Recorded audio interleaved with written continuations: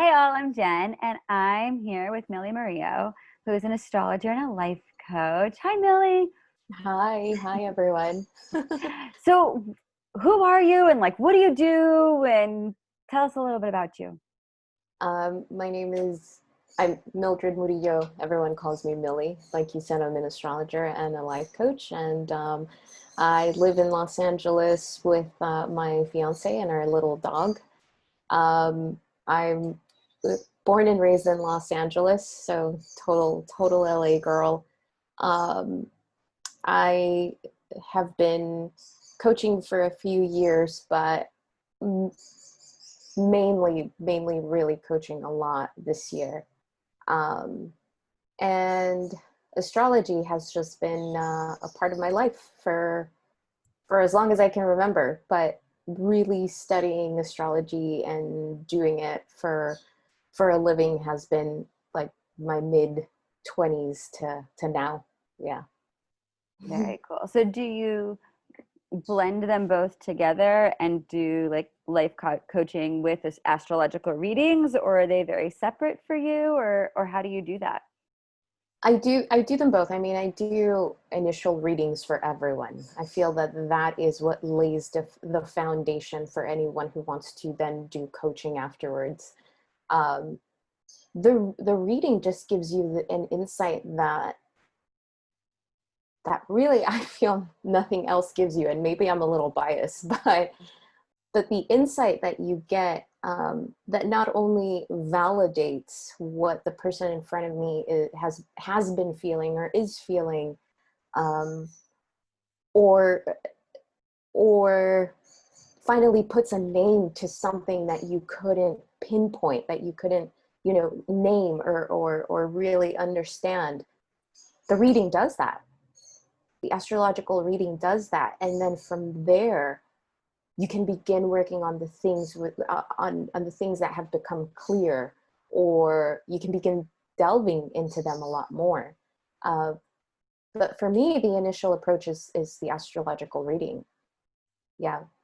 Very cool. I like that. Yeah. So, what classes? Oh, Go what? ahead. I was just gonna say, so what classes are you teaching in the lab? So I do the Sunday morning at 9 a.m. Astro forecast. So I go over how the week is going to work out, but we also touch a lot on, what I do is that I keep a lot of the other classes in mind, right? Mm-hmm. And so the energy is what it is, obviously, but there's also the coaching that comes in with that. And so um, in that class, I do give people the forecast for the week, or if there's a special event, I'll focus on the special event for the week. Like for instance, this last Sunday, I covered the full moon in Aries that we have this upcoming Thursday, and Mm-hmm. how that can, manifest, and examples of stuff that we're going through as people and what we're working on. And it gets really interesting when the energy resonates with the members and they begin talking about what they learned in other classes and how that ties into what they're living and how the energy works with that. It's really, that's really when astrology becomes alive, and it makes people really understand that they are a part of their process, that they're not separate from it. Um, so that's the Sunday. And then on Wednesday morning at 9 a.m. as well, I do I'm doing a series right now, astrology and relationships, better your relationships through astrology. So I'm going over, I did the moon, I'm going over Venus and then Mars, and really how those two planets and the one luminary um, express your way of relating to another. And that it's very broad, so it's very specific depending on your chart. But I give the broad terms, the archetypes, and how that relates. And that those classes have been a lot of fun because people really get into into how they relate and how that resonates with them. And those are very lively classes. I love those. I mean, I love both, but yeah. Yeah. Oh my gosh, no, that sounds like so much fun. Because Yeah. especially like, I don't know, I feel like there's that thing in all of us where like, especially when we have someone new, like it's so much fun to like, run the chart side by side and, and simultaneously, when there's someone we've been with for a while and we're Right. trying to explore like either like why is there this conflict there we can't resolve, or like how can we go Mhm. deeper on something or whatever. I think Mhm. having additional framework for those things is super fun. Oh my God. Yeah. Yeah. You, that's the beauty of it. It's like the energy is always changing. We're always going through, we're always growing, we're always evolving. And astrology follows that pattern. It follows, I mean, I can use 3 to 4 different charts in a reading at once, because there's your birth chart, there's your progress chart, which is the evolution of your spiritual path. There's your solar return chart, there's synastries, there's an array of things, Hmm. and they give you so much insight. And it's a way of kind of like looking beneath the Yeah. surface of what's happening. And you can do that at any point in your life to again, one, be reminded that we're always growing, right? And so it's okay to feel comfort for a certain amount of time, and then to feel like you're going through something else, and then feel uncomfortable and not understand why, and kind of feel Yeah. like you're doing it all over again, right? Yeah. That cycle that we all go through, that sometimes we need to be reminded that that's just life. Yeah. Because I think it is so easy to personalize it and think that like we're screwing it up or we're not doing it right or Yes. um whatever. And yeah, I think sometimes being reminded that like no, that's sometimes just what the adventure we all signed up for Yes. is just to keep doing certain themes until you get them. And sometimes that's like a lifetime work and that's okay. Doesn't mean Yes. anything went wrong. Right. Right. If there is anything that astrology has helped me with, is that one of the major components of astrology is understanding cycles of planets, of nodes, of lunar nodes, phases of the moon, right? So when you understand that there are phases and cycles, and that these can translate, and these symbols can translate something about your life, then inevitably you understand that your life works in phases and cycles. Yeah. I remember that clicking for me, and me thinking, holy shit, that makes things a lot easier. Right? Doesn't take like so much of the weight off. Like it doesn't get rid of the accountability or the responsibility we each have in our own way. Right. But like there is sort of this like the amount of burden that I think sometimes like lays on us that we're feeling. And it's like I think it being able to put that down and be like, no, it's actually okay. It feels Right. so freeing. Yes. Yes. There's a sense Yeah. of acceptance of what is. And you realize that the point of the different phases in that one journey is to, at least for me, to collect these lessons and these tools that make you wiser, more intuitive, that make you more mature, more compassionate, to Hmm. carry that on to the next phase and the next phase, because those phases will inevitably come. Right? And the point is to live them. I mean, I say this, and to some people out there may be like, well, duh, Millie, come on. But for me, I want you to know that it was mind blowing when I realized that. And it started very early on in my astrology studies, Mhm. where I thought, I don't have to work so hard and I don't have to chase so hard, is what I Yeah. mean. I don't have to chase anything. Yeah. But I still, yes, do have to work, but it's okay to allow life to happen to me. It's Mm-hmm. okay to allow life to unfold. And all of a sudden, I went from being afraid of not knowing what was going to happen to actually anticipating or looking forward to what was going to happen. And Mm-hmm. it's so different. It's such a different way of it's such a different perspective on life. Yeah.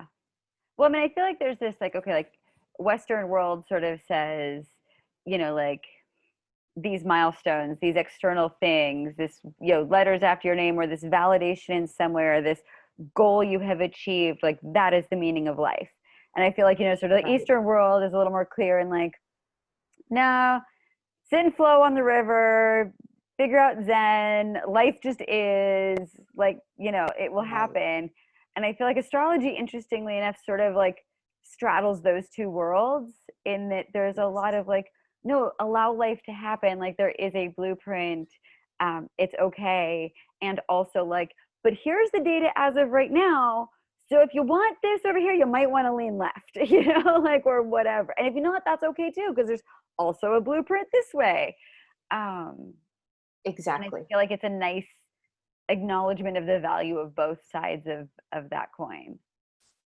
It really is. I was very fortunate to be mentored by a therapist whose approach to astrology was from a Jungian point of view. And Mm-hmm. so I was introduced to self and ego a long time ago. And considering my transits as of the last 2 years, that experience of ego and self has been extremely visceral for me, Mm-hmm. extremely. But what I realized, especially this year, was that of my introduction to that a few years ago, the development of ego is what led me to where I am now. Like, there's no way that I would be having, or yeah, that I would be experiencing the spiritual transformation that I've been going through, which has been difficult and liberating at the same time, if I had not developed ego, really Yeah. my entire adult life. And so you're exactly right. Astrology has a way to straddle both. Mm-hmm. And all of a sudden, this chase for purpose that a lot of us tend to have no longer becomes a chase of purpose. You understand that you are purposeful simply because you exist. But yes, there are still things to manifest in this physical world. Yeah. And so for me, that is my foundation for astrology. I love it. That is so cool. So Millie, what's your favorite part about being a tat instructor? Oh my God. I just love everyone who comes through the classes. I love that it's a given that it's safe space. Mm-hmm. And that is so, so important right now because the world is functioning on a very black and white perspective, on a very binary perspective, Mm-hmm. uh, uh, on a very all or nothing. And I get it. I get it. There's a lot of people who are hurt. There's a lot of people who are being touched by everything we're experiencing in different ways. I understand. But to be able to be a part of something that holds people um, is important, Yeah. because it's not just me as an instructor, holding space for these people. I don't think they realize how much space they hold for me, and I hope they do, Mm-hmm. uh, because this is as much as therapeutic for me as it is for them. I'm assuming, to whatever extent, but it's it's I don't know, it's like a whoever's in this community, it was like you're aligned with this, and it's very meaningful. it's meaningful to be a Yeah. part of something like this, and to have people Yeah. open up in the way they do and share and to feel that they can. Mm-hmm. It's just, it's beautiful. It is. I agree Yeah. wholeheartedly. Yeah. Okay, so what do you wish more of the people you work with knew about themselves or their work or their journey? Like if you could like bumper sticker them all, like what would it be? Um, just trust the process. Mm. Trust the Yeah. process. And that's so, simplicities like that come until you've surrendered to some shitty processes. Well, and they tend to come out of so much like chaos, and then you Yes. realize after you're left the chaos that it's like, no, sometimes it's really simple, but you had to go Yes. through all the chaos to get to the part where you can actually like hear that, like they know that sometimes those simple things are the most true. Yes. Absolutely. And that's exactly, because sometimes, I try, sometimes I really do try to stay away from, stuff like that, like bumper sticker stuff like that, because I never want anyone to feel that whatever it is that they're going through in the moment is insignificant, right? Because it's very significant. Mm-hmm. Um, Especially the times where that are the hardest. Those are the most significant. Mm-hmm. Um, but those are the ones that lead you to that simplicity. Yeah. And so, I'm coming from, again, from my personal experience, it has been to trust the process, because in the times where I've been through the depression, where I didn't even want to get out of bed, or that as soon as I got out of bed I was already crying, Mm-hmm. what saved me in that space was remembering to trust the process. Yeah. And that's a really difficult balance to have Mm-hmm. when you don't know, when you don't fully understand what's going on, Yeah. right? And so to wake up and to just say, I'm crying and I don't know why, and this has been happening for weeks and I really don't understand why, but I trust this process and I surrender to it, Mm-hmm. makes a world of a difference. And then when Yeah. you come out of that phase, which is what we were talking about, of you come out of that part of the cycle of that process, you understand it was part of that process. So trust the process. Yeah. Trust it. Yeah. Yeah. I like that.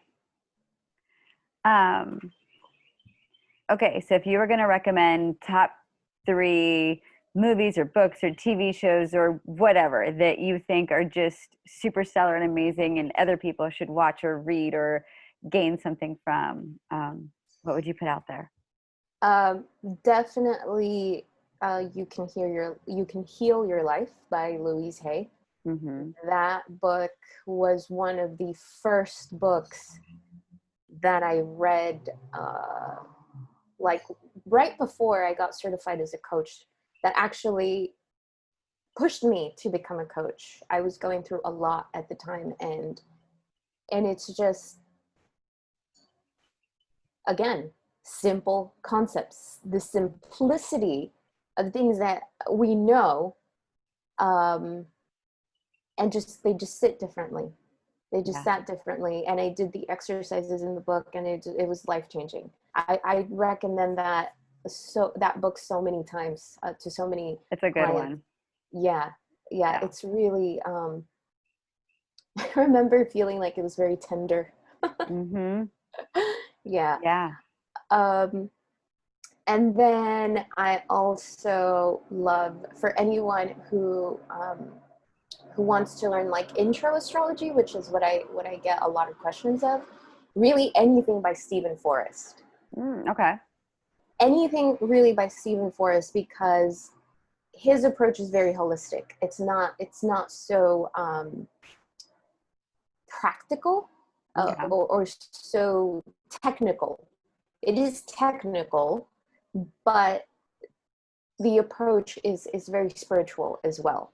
Got it. And Okay. so for anyone looking for that's considering my background and my approach to astrology, like I really resonate with him, and really anything by him. He has a series of each element, and I'm not sure if he's released the last one, which is water. So he has fire, earth, and air, and he goes into each element and what it represents in astrology in a very detailed yet, spiritual, but way that you're going to understand, even if you're new to astrology. And so anything really by Stephen Forrest. Nice. Um, All right. yeah. And then, so because I have read several stuff by Jung, and my mentor really introduced me to that several years ago, I am currently rereading Ego and Archetype, Mm-hmm. and it's different. It's hitting me differently because of what I've been going through in the last 3 years, internally, and that's just such a fascinating book, um, that really resonates with me. So yeah, Okay. I like this. Those are good suggestions. An Ego and Archetype is by Edward Edinger. Hmm. Okay. Hmm. Nice. Thank you. Hmm. What coping skills or holistic modalities or mental health wellness tactics do you employ on a regular basis to keep yourself level and thriving? Meditation. Mm-hmm. 100% Is there a meditation. kind of meditation that you like best, or? I mean, look, for me, um, it's I have an altar. I have an altar. I stand in front of my altar and I breathe. And I don't come in with any kind of intention. I'm open, and that has it's so interesting how that has become my way of life. To come into a meditation without any expectation, just to be present and to breathe and to connect with source, to connect with self, capital S, has translated into my life. And it's so interesting that this question comes up, because I I've been meditating on and off for the past few years, really. But really the last year and a half, because of what I've been going through, again, spiritually, my meditations have gone from 5 minutes to an hour and a half, and I don't even realize it. Mm-hmm. And the connection, the messages, the surrendering, the breaking down that has happened in my meditations, that in my human mind are inexplicable, are just exactly what's needed to happen every single time, for me to try to explain what's going on. Nice. So meditation is, that is my foundation, really. Yeah. That is my foundation. Yeah. Awesome. All right. Well, is there anything else you'd like to share? Uh, no, I don't think so. I mean, I love this community. I mean, I guess I can share. I'll have a new site, a new website for Astro Consciousness at the beginning of the year. Nice. Um, I'm actually working with a wonderful girl that I met through Tat Lab, who I did a reading for, and we're now working together, and that's really cool. That that Yeah. happened just like that. There was no intention, but the universe aligned us in that way. So there's more stuff for Astro Consciousness to come, 2021. Yeah, Ooh, that's exciting. Well, yeah, thank you very much for taking your time. I appreciate it. It was great talking to you. yeah. Thank you, you too. It's a pleasure. Yeah, Thank this you. was fun. Bye. See ya.